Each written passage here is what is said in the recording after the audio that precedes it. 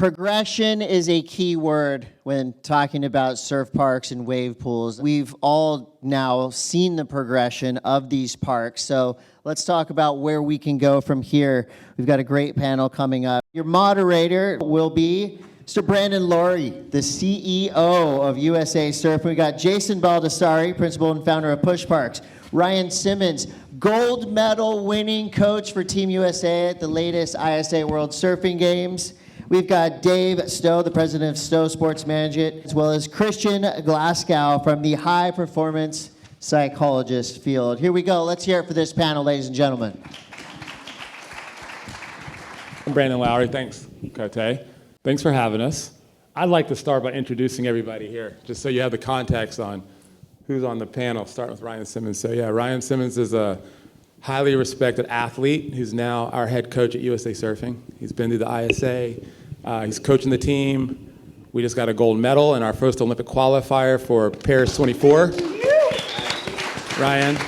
So Ryan understands the value of a surf park and a surf pool. We just did a trip to Waco with our junior team and a couple senior athletes, and Ryan spearheaded that whole program. So I look forward to hearing what Ryan's got to say about the value of a facility and I guess how much progress you made in 8 hours, much less having access to it all the time. So that's Ryan. And we got Dave Stow. I know Dave from years ago. Dave brought me into the Olympic world. Dave's got 25, 26, 28 years in the Olympic spirit. He was an athlete as an Olympic athlete, and then he built the Olympic Training Center down in Chula Vista and ran that for 22 plus years. So you've seen 8 Olympic circuits, managed 14, 17 different sports, mixed use facility to its highest capacity, an elite facility, world-class facility. So look forward to seeing Dave and how he integrates surfing into the future of high-performance facilities. You got Jason Baldessari, fantastic surfer, deep in the skate industry. I know Jason from the skate days. Now he runs a company called PUSHparks, and he's building skate facilities to support and complement the art of surfing, from progression, development, down to recovery, right? So I look forward to seeing how the community and the industry integrates skate and skate facilities into their surf park as it relates to performance, hospitality, entertainment, recovery, progression, the whole gamut. And then Christian's, I think all these guys are behind the scenes, by the way. You don't see their public profile often, but they're deeply involved in a lot of the success. And Christian, of all people, is the mindset coach for some of the greatest athletes ever. I don't need to name drop them, but you could just imagine from snowboarding to surfing to MotoGP to college athletes, NBA athletes, NFL athletes. Christian's highly recruited. All these guys are highly recruited. And it's a privilege to have these guys heavily focused now on the surf industry, right? And I think we have their attention because of surf parks. And I think that's what's going to elevate this particular sliver of the community. We're talking high performance today. Obviously, facilities like the surf park support grassroots inclusion, the adaptive athletes and everything in between, but this conversation is about high performance programs. So let me start by giving the first mic to Ryan, because out of all this time in the surf industry, he only went to a surf park for the first time on Friday. So it's fresh for him, and I'd like to hear, I guess, just a quick 2 minutes on your experience and what you think as it relates to the progression of surf and where you came from and where you are now and what you're responsible for. I got to take a small crew of 2 alumni, Taj Lindblad and Kira Pinkerton. They're both around like 2021. And we took 2 of our top-level juniors, Zoe Benedetto and Cannon Carr from San Clemente, really renowned aerialist, and same with Taj Lindblad. And then the girls were kind of, the focus was aerials, and so to have the repetition, obviously it goes without saying. The surf park, moving forward as a coach, I'm just frothing at the ability to work on body mechanics and technique over and over again. We saw in that 8 hours, we had about 5 hours of surfing. We gained a lot. There was a couple different air waves there at Waco that we utilized both. There's the air, the proper, just the air wave, and then there's the air to the barrel. So it was cool to see the difference approach from the surfers. So that was cool just to finally get like the little trip. And then going back to when Jess had his opening, like the elite surfer, 1 day is not enough. I think 2 or 3 days would be better. for the elite surfer in the small go to the surf park, because one day the whole day I jumped out there. I had to get a couple, but you get that like anxiousness and your heart rate's up, and to surf your best you need to bring your heart rate down. So I think that in the first day there's that excitement. You hear the buzz of the machine and the wave comes, and so there's a lot going on, and I think that you would need a couple days to really maximize everything. So kind of learning a little bit about that, and as far as that's concerned, it was just a great trip, and like Kalohe was saying, the elite surfers, they just want a couple days to get away with their friends, to work on equipment, to be able to have the repetitive section. We had Brianna Cope. She was on the Ultimate Surfer. She surfed the Slater wave pool. She's done Waco a handful of times. She's claiming that every time after Waco she gets in the ocean, she has a better awareness, and she was punting some huge airs, having, I think, 3 sessions at Waco, so she had a little more awareness than the other girls who were in their first, proper, we're going to try airs today. So they were kind of rookies, Kira and Zoe, but they'll learn and get better. I'm just looking forward to kind of get out there and do it again. Right on. I'm going to get past it to Dave next, and then Christian and Jason. But Dave, as I mentioned, has been running high-performance facilities around the world for a long time at the elite level for the professional athletes in the Olympic spirit, right? Olympic space. So can you speak to the value of a mixed-use, high-performance ecosystem that's got multiple sports, the pedigree of the athlete there, the mindset of the athlete, which I'll ask Christian about, but how you foresee the future of surf athletes getting better by having facilities like this in environments that are designed for progression and recovery? Yeah, the Olympic movement is interesting. 20 years ago, it was old school, it was dying. It was, the viewership was 60-year-olds and over. The youth weren't connecting.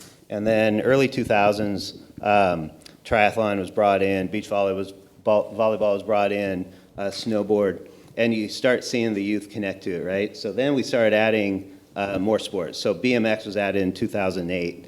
And the interesting thing for BMX, so here's a culture that's used to being on its own. Now it's thrown into this structure. And they were so deathly afraid of losing their creativity by having structure, right? But structure gave them the ability to get better, right? Because they had resources. They had a community instead of just being off on their own. And something we found out that was interesting, we built this Olympic-sized track down in Chula Vista, and going into the Olympic selection process, we had 3 women in all the U.S. that could ride that track. And it's wild. How can only 3, right? And so one female was selected. She went and won a bronze, which was awesome. But having that track and having that high-performance setting allowed the younger athletes to have a system to train into. And by the time we got to the next games, we probably had 100 girls that could ride that track. And now you have 15-year-olds that can ride that track, and 12-year-olds that are doing jumps that no one could do before. So I'm looking at some of these surf parks, right? And we're going to see such a huge growth and expanse of the youth and the talent. We might have world-class surfers coming out of the Midwest, right? So having that ecosystem to encourage training. Yeah, and so Christian, I think a lot of people in here are deep believers in mindset, right? Yeah. And mental preparation, confidence, courage. All of that's part of sport, right? Particularly at a high-performance athlete level. So maybe you can speak into the value of having a facility and the tools to overcome fears, to rebuild confidence, to establish consistency, to build habits and the right conditions to remain competitive. Absolutely. So I like to simplify things. So when you're building a house, and I do this a lot with athletes in terms of training and thinking a little bit outside the box. So when you're building a house, what's the most important piece? It's the foundation. And so with the progression of the parks, it has opened up a whole new platform for athletes. And a lot of athletes that I work with, one of the questions I always ask them, what is the biggest killer of confidence?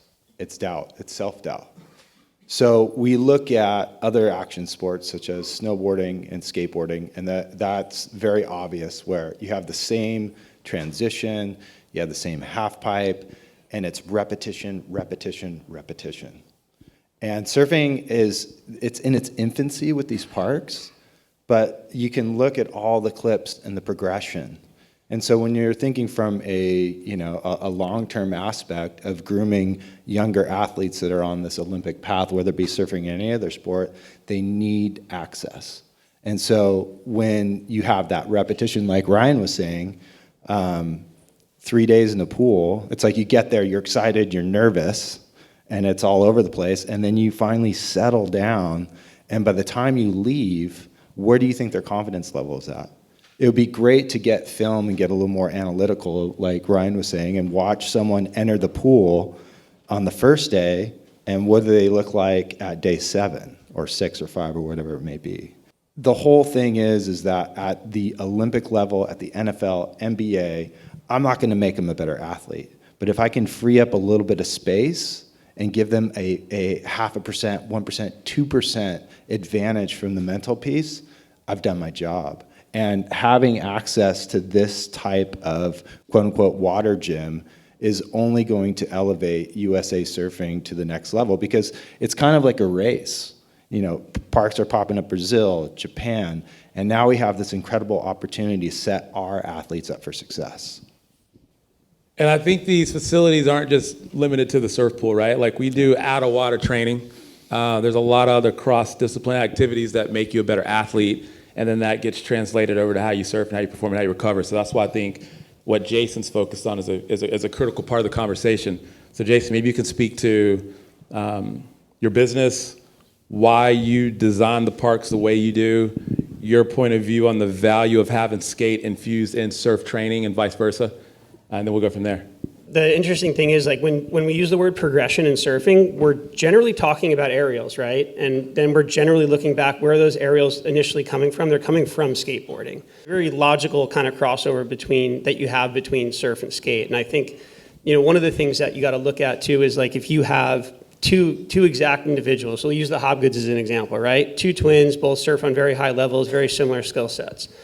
If, let's say, Damien was just for a straight year was just going to skate, and CJ was for a straight year was just going to surf, and CJ was only going to surf in the ocean, to guarantee that Damien's skate level would be monumentally higher, because he's at a skate park and it's the same thing over and over and it's repetition, right? And that's what pools are bringing to surfing now. Like, it's really frustrating as a guy, I'm 40, been surfing since I'm 12, and there's a kid in Waco who's never surfed in the ocean. He does airs, like, on the regular, and I've landed like 5 out of 10,000 in my whole life. So it's you can see that, to the point of, like, a guy coming out of the Midwest who's a totally, on a totally different level, right? Like, it's all very possible. And I think from, like, the development perspective too, speaking of, like, the crossover of skate and surf, the quicker you get better at something, the more apt you are to want to do it regularly, right? Like, everyone in this room that surfs on a relatively decently high level, like, you want to go surfing every day, you're obsessed, that's your passion, that's what you want to do. And as a developer of these surf parks, like, the quicker you can get someone from, I've never been on a surfboard in my life, to get bit by the bug, right? That's going to have them coming back over and over and over in a more consistent fashion. And, like, the idea with the skate parks that I'm doing, essentially they're pump tracks where I'm taking, like, the science of surfing and combining that with the principles of skate park design to create an experience that's not just, like, only user-friendly, but it's repeatable. You can go to the pool for an hour at, let's say, $120, but then also go into the skate park now, work with a coach there for $10 an hour who's teaching you all those mechanics, so you're getting that that repetition, and then you're bringing it back to the pool. And then eventually you wind up being a guy who's never been in the ocean that can do airs. That frustrates me. So on that point, Ryan just came back from Waco. I don't know if you knew Hamana before you went. I don't know if you guys have ever heard of Hamana Reynolds and some of these other kids who skate and surf, and you'd have no idea which one they're the best at. But one of our buddies is a kid named Hamana Reynolds who just qualified first in the world to go to the Olympics in skateboarding. Unfortunately, he didn't podium, but he did well, and he went on a trip with Ryan to Waco. And you probably don't know he surfs because he skates, and that's his hero sport. But seeing Hamana who skates, what do you think about how he surfs? Oh, he's insane. He's doing Superman airs, and so it just shows, like, I think Shane was talking about, if you have that just coordination, it's sort of something that there isn't a word for it, but you see it in surfing and skating, the talent. He has it, and moving forward, I'm excited to see the crossover and see how snowboarders, skaters, surfers, how good they can get in the pools. And I wanted to talk a little bit, since this is about the progression. I just was thinking, being here, I'm stoked to be able to be here with all of you. And just looking back at, like, I'm going to broad brush the decades. So like 65 to 75, we had like the longboard era. And about 72, I think, was the year that Peter could probably confirm with me that the Nat Youngs and the guys, they cut the boards down. They went to the world titles with the shorter boards. And so that was about 3 years before 75, which will go in 10-year windows. And then you have the 75 to 85 crew. What? 68 was the year? Okay, so in that 10-year window, thanks. And then we had like the first pros, the 75 to 85, the PT era. The end of that era, it was the Carrolls and Currans and Akis and Bartons. And then from 85 to 95, they kind of shone. And then we had the Slaters and Machados and Beshens come in the 95 to the 05 era. And then 05 to 15 was kind of like the Slater, John year, right? Slater won all his titles. And then in Jess's opening yesterday, 2015, I think, was that the year, like around the Slater wave pool came out, and everything kind of changed, where people were sort of, I was kind of old school, I'll admit it, like, oh, the pools, that's for them. And then I came around right about that time, and I think now it's only 1% of the population in that intro, they're not really into the pool. So pretty much everyone is psyched on the wave pools right now. And 2015 would be considered, say, the next 10-year period where the Italos and the Gabby Medinas came out and they changed surfing. And I think the wave pool has created that progression. Now they're integrating in it, and you're seeing the surfers create lines like a half pipe or a skate run. And so we're 3 years away from the end of this 10-year period. And I think we're in right now just a coalescing of progression that's going to happen, and the sky's the limit for the next 10-year window. I mean, these guys are doing flips, multiple air reverses on a wave, and we're starting to see it integrate in where it kind of was old school power, some air reverses in that previous 10-year window, and now you're starting to see the snowboard skate influence into the surfing. And so I think that is the future, and that's where we're at right now. We're right on the cusp of kind of everything changing. And just to go back to in that previous panel of the legends, I also see, air show night, gouge night, like all these competitions that could be formulated. I mean, and then even going down, breaking it into the beginner, intermediate, advanced, the intermediate crew. Are we going to see like board riders through cities? I mean, because the board riders are huge in Australia and now in America. Will we start seeing like just the regular Joes, the intermediate surfers, surfing the teams? That could be really fun. So there's so many things that could be brought to the table. And then what I noticed in the graph in Jess's first thing, the beginning surfers really want to improve quick. And so with the ability to improve quick, I think you're going to hook the beginning surfers, and they're going to be lifelong surfers. Obviously, it's like the bug. You get it, you love it. Because I think if we get to that point with the beginning surfers, if they surf in the ocean, and they love it, and now they're ready to go to the wave pool, they're hooked. You've hooked that surfer. They're going to be surfers for life. If you go surf in the ocean and you get worked, and you're over it probably. So that's something that, like those people aren't going to continue to surf. So I think there's a couple different levels looking at the progression. You've got the beginning set, and from a coaching perspective, I mean, that opens doors to like whatever, little leagues. And then you have the intermediate set, which from the graph on day one yesterday morning, it seems like they just want the experience. They already surf pretty good. They want to go to the park. They just want to do what they want to do and then get in, get out. And then the advanced surfers, they want to improve, work on equipment, better the technical side of their surfing, and also enjoy the experience. So I think kind of that's where we're at with the progression. We're right on the cusp of like another big bang in surfing. Yeah. I will come back to you, Dave, on facilities. Real quick, Christian, talking about all these different sports and these different athletes who do different things, but all spend time in the same space in the same communities, right? What are you seeing because you have these facilities now that keep a little bit of consistency, what are you seeing at a mindset level from the surfer, from the skater to the snowboarder?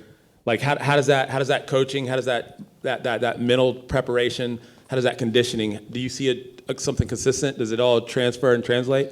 Yeah, it definitely translates. And we're talking about surf, skate, snow, and Ryan touching on the progression of surfing above the lip. It's here to stay. It isn't going anywhere. And having the quote-unquote platform of a pool will significantly enhance that.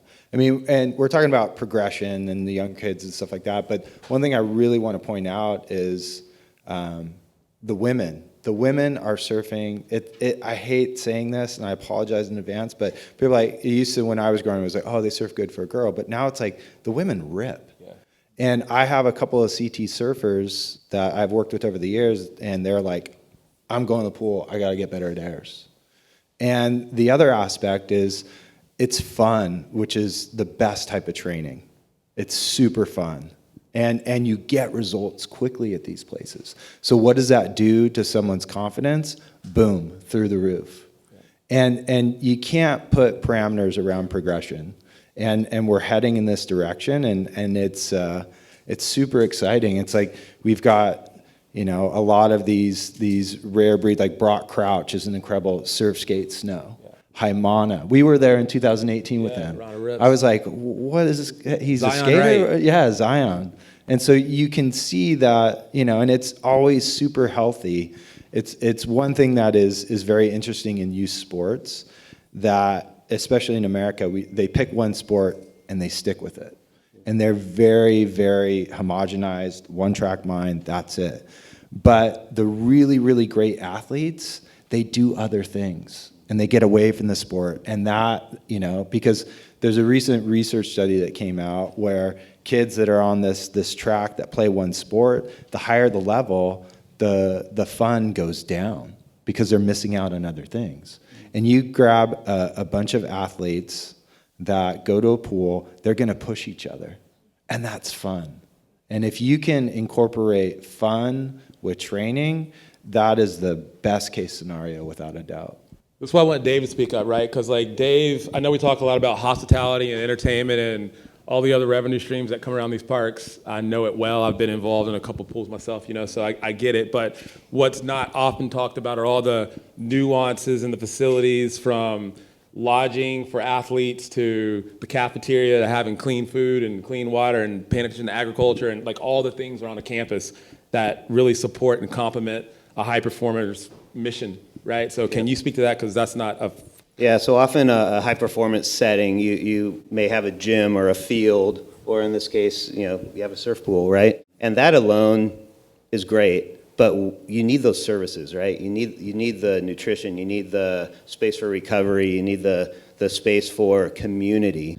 That's what this entire package is about, but kind of shifting a little bit, talking about community. So down in Chula Vista here in San Diego, Olympic Training Center, 150 acres, 14 different sports use it. And out here at La Jolla Shores, any weekend, any weekday, you can find a world-class track and field athlete, a world-class archer, a world-class, you know, BMXer surfing. Why? Because that's their outlet. They may not be a performance surfer, right? But they're world-class in their sport, and what do they do in the water? They chill, they relax. That's their recovery. And I think that's pretty cool, right? Just as a surfer and a skater, they need other opportunities to get away from their sport, interact with other athletes, and again, get out of the water, have their recovery, have their downtime, go see medical clinic, go see the sports psych, you know, go recharge, go review film, and you do that in a community setting. And the closer it is together, the better value. We haven't often spoken about all those other components that complement a surf facility, a surf park. Obviously, the hospitality component drives revenue, but I think a high-performance athlete and those aspiring athletes, because surfing's aspirational, skating's aspirational. It's an Olympic sport now. It's got a lot of attention. It's going to get a lot louder in Paris 24 coming around the corner. And then we all have, I don't know if we know, I think we know, the Olympics are here in LA in 2028. So there's a huge campaign driving surf and skate, specifically surf and skate going forward at the Olympic level. Right? And that's going to percolate throughout culture and the community. So I think as you build these parks, pay attention to the opportunity of, you know, the bottom of the pyramid trying to make the way out to the top, because it's aspirational. So maybe Jason can speak one last part about, again, skate, right? Don't neglect skate just because we talk about skateboarding and skate has a stigma and skate parks don't make money. That's the whole myth. I appreciate the Mythbusters presentation the other day, right? That's kind of funny. But yeah, skate's important, and I don't think it should be, you know, misunderstood or overlooked. Yeah, no, I appreciate that. The term surf skate is like, it's now its own thing, right? You have brands like Carver that have put out, and they were kind of the first to market and have an amazing opportunity to recreate surfing on the ground now. Which essentially, if you look at where skateboarding came from, that's where it started. It was a bunch of guys in Southern California that wanted to figure out how to stand sideways on something that was moving when there wasn't waves. So now it's kind of going backwards now, and now skateboarding is going to be giving back to surfing in terms of the progression. We were talking about the aerials. I think one of the other aspects that we didn't totally touch on too, that I think will fall into the skate side of things, is I was fortunate enough to go up to the WSO pool, and Shane Beschen was there. He was doing some coaching with everyone, and like the coaching aspect is, there's going to be people that want to go just to have fun. There's going to be people that want to progress, right? So having a coaching platform, that's a whole nother side of it that people aren't even really thinking about, because there's not a ton of facilities out there. But like when I had that experience, like all these, like, it's like anytime you go surfing, right? What you think you look like is one thing, and then what the picture and video looks like is totally other. So when you sit down with a guy like Shane Beschen and he's telling you all the things you're doing wrong, it's a little humbling, but like I took away from that a whole bunch of stuff I never would have realized, right? So being able to like bring that in, and you can bring those, and a lot of it's the same biomechanics, right? Same body mechanics. So whether you're doing a turn on a carver board in a pump track, it's the same exact everything that you're doing in the ocean, right? So now this is just another way of fast forwarding that whole progression. And the other really rad thing about having like some sort of a facility like that is it creates an environment. It creates, I hate using this word, but vibe. It's a place where you can go and hang out. You got a whole bunch of like-minded people. A lot of these pools are these big footprints, right? You don't get the opportunity, like if anyone's ever done like a mini ramp or a half pipe session with their buddies, you get everyone's hanging around, talking, peanut gallery. It's super fun, but we have that opportunity to do that in the smaller footprints, right? The wave pools kind of pull away from that. So I think it's a good kind of complement to what's happening out there. Just to touch on that, like what Kalohe was saying, and Ian, you have a session with your friends, the waves are fun, the experience is insane, and I think that's what the wave pool, it's a guaranteed good experience, and we had that last weekend at Waco with my small crew. It was kind of the first time we did it. Just everything that goes along with it matters, like Dave was saying, the whole facility, everything like on site. The kids couldn't say enough about how much fun they had. I think that's the future, getting away with your friends. It's a guaranteed fun time. It's having fun, it's a guaranteed progression because of the repetition. I mean, as a coach, I'm looking forward to it because I sit on the beach, I coach kids, and in the ocean, you might not get that same section for 2 weeks. So you're trying to tell them, these body mechanics, and you might not get that same opportunity, where in the pool, you get to try it 50 times later in the same day. So the sky's the limit with all of that. I'd like to touch on one thing that Jason and Ryan were talking about. So back in the late 1800s, there was this velodrome, so the cycling. And they were timing one individual that was going around, and then when they put someone next to him, they actually went faster. So the term is called social facilitation. And so when you bring a group of individuals that share in a collected experience, they're going to push their performance immensely, because like you talked about, a peanut gallery and pecking order, whatever. And the other aspect is, with USA Surfing and Olympics, you want that team bond. And this is a perfect way to do it. If anyone's played team sports out here, soccer team, basketball, you train, you sweat, they become, like family to you in a way, and you can call them anytime you want. And this is the exact same thing with surfing, and it really is such a positive thing, and it enhances performance without a doubt. To quickly jump in, it's funny, I was just thinking about like my last trip to Waco. We stayed on property. And when you're surfing the right, you're surfing away from the residences, right? And so no one can really see you that well. And they don't have the TV setups and stuff like that. When you're surfing the left, it feels like way more critical because you got all the buddies up top watching you. Everyone's cracking beers, talking. Yeah, so you want to finish your waves out strong. But it's like just because you know that you're surfing towards the accommodation, like you want to try and put a little bit of extra spice on your turn. Questions, comments? Yeah, PT. I love all this conversation, and I'm a huge believer in progression and the aerial thing. In my day, I only got air by accident. But we're talking about here pretty much, like 4 to 6 foot surf. What happens to these kids when we turn up at Sunset, Pipeline, and Chokewood? And the next Olympics are at Chokewood. I don't see any aerials being done at Chokewood. How do we take what we're learning in the pool and move it up to that next level? It's a good question because it seems like a lot of the wave pools are in the smaller set and it's the high performance, and how do we equate that to heavy water? Real tenants too, right? You've got to remember, when you get to those places. I consider myself kind of an old school rail surfer. I didn't have much of the progression kind of in the mid 90s, like coming up against those guys. Obviously, Shane Beshin kind of put his foot down and said, we're doing airs and you need to judge it. And that was kind of the change at that point. I think moving forward, will we see heavy water wave parks? Will the athletes that are going to the wave parks still focus on the power surfing? I think that there's the trestle wave and some of these, like with the perfect wave, it looks like you can do multiple maneuvers into air. So I think it's the integration, Peter, of everything. But you're right, we don't want to lose that, where the ability to surf the heavy water to the sunsets and the reef breaks. It's going to be interesting moving forward because I think you actually might have two sets. It's like I look at half pipe snowboarding as like a track where some of the wave pools might be runs, and we're starting to see that in the surfing. I think some of the surfers are already sort of surfing like skating and snowboarding in that they have runs. Like when I see Gabriel Medina surf the wave ranch, the Slater wave, to me it feels like he decides what he's going to do before and then he executes. So that's sort of like a run, where in the past we all know if you surf, it's more free form and you let the wave dictate and it's spontaneous. So I think there might be two paths that separate in the future, where you have the wave pool surfers and then some that can continue to do both, and maybe just your ocean surfers. So I think as yet to be determined, but we're kind of going into that, where there might be a breakaway and you'll have wave pool surfers and then ocean surfers and then some that can do both. That's my opinion. Just to kind of back up what you were saying, Ryan and Christian, you're talking about foundation, and wave pools are an amazing tool to build that foundation like never before.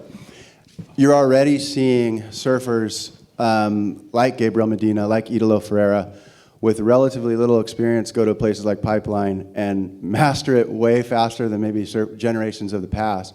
So even if there aren't big wave pools, which is, that's another moonshot, right? But the reality is these pools are going to help establish a foundation like we've never seen before, which will translate to bigger surf. Our biggest problem, like I live on the North Shore, is finding waves for my daughter to have low risk, high reward. My friend in Chopu, the last year, his whole goal was to get to the pool. And he's gone twice in the last 4 months because the critical surf for young kids is great, but the opportunities to actually have them push in a crowd are far and few between. But if they can get, like you guys have been talking about, progressive reps, it's going to change the world for them. So again, like they're spending money to leave the heat in droves so they can catch up to the Trestles kid that can shoot to the pool.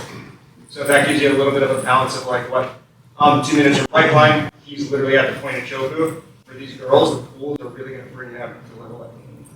And I think that goes to the chart that Jess put up on day one yesterday morning in the introduction, that the beginners want to get good. And I think, like in the earlier panel on the legends, like you get into surfing and you want to improve quick. And I think that we're going to see a lot of beginning surfers in the pool. You're going to see kids like shoot to the elite level, and then you're going to have the kids just enjoy surfing and go to that intermediate level, and then you might have kids fade away. But I think that is totally true, that the kids are going to utilize the pool to get to new levels very quickly, and I think that in just the whole scheme of surfing, it's going to elevate everything. Yeah, my last trip to Waco a couple months back, drawn a blank on her last name. She lives on the North Shore. Her first name's Chesney, and she's, I think, 12 or 13 years old.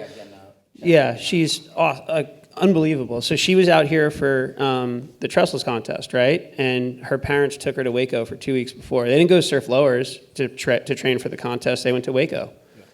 So I mean, it just goes to show you, like the training ground's there, and then with the training ground, like anything else, progression follows. Yeah, we did that with BMX, so that Olympic-sized track that only 3 women could ride, what we did is right next to it, we built an intermediate track that the little kids could roll. They didn't have to jump, so you had a 5-year-old on it, and you could ride that all the way up to your elite level, and that intermediate track just launched the growth of the sport. Yeah. You've spoken a lot about today the opportunities on land to then translate that to the water, surfscapes and turns, tramps and ramps for airs. How do you think about land training for tubes? In one regard, you could work on technique and style and body positioning, but in another regard, when you're riding a tube, it's about where you are in connection to the wave. So I think that the real-time practice has to be there for the tube. But I think you can definitely set yourself up with body mechanics and arm placement and where to look and things like that that could teach you before. So I don't think that it's far-fetched to be able to learn how to tube ride before you get into the pool and be able to sort of do some sort of training and then try and apply it. Great, yeah, growing up in New Jersey, and not having a ton of waves, some of my best tubes were my friends just pulling tarps and me on a skateboard. So yeah, you can kind of get that, you can get it a little bit, but it's a hard thing, I think, to really properly replicate, and the tarp usually goes pretty perfect with this. You got a little bit of wind and the ocean never really works that way, but yeah. Well, the other aspect is when you look at surf spots and PTs talking about bigger waves and whatnot, it's like surfers, it's like going and playing different golf courses. You have to have the right tool and the right skill set to accomplish that. And if anyone surfed the surf ranch, when you come on the left and you come to that inside barrel, your instinct is to stall. And I couldn't figure it out a couple of times. And then finally I figured it out, and it was the greatest thing ever. But does that translate? Absolutely, because there's no substitute for experience. And it's you have to be well-rounded. You have to surf the small stuff. You have to be able to go to sunset and throw down on a big board and lay your rail down. The foundation that we can create for the new generation, it's unparalleled. We've never had this before, and it's super exciting. I think Slater was the master at this. He showed me that, hey, I got my foundation small surf, and I can go anywhere from that. But it's always been harder for a surfer to be good in the big stuff and then translate that down. The translation has always been from smaller waves to bigger was always easier than the other way. So, and I do think tubes in that setting is totally helping. You've seen the angles of these waves come in, even Waco has this really weird barrel that kind of comes at you. And it's a small simulation choke in the sense of sometimes you're facing the beach coming out of the barrel. So there is a lot of simulation. You know, what's interesting too is Zeke Lau won the U.S. Open this year. And he grew up on the North Shore, and he's a king at Haleiwa and Sunset, and he won in slop. So it's I think that those different parameters, and I totally agree with you, I think both sides are definitely increasing as far as you can come from a wave-rich environment and come and groom your skill set in the small stuff, or vice versa. Let's go tarp surfing. That's 3. Yeah. Let's hear it for this panel right here, progression.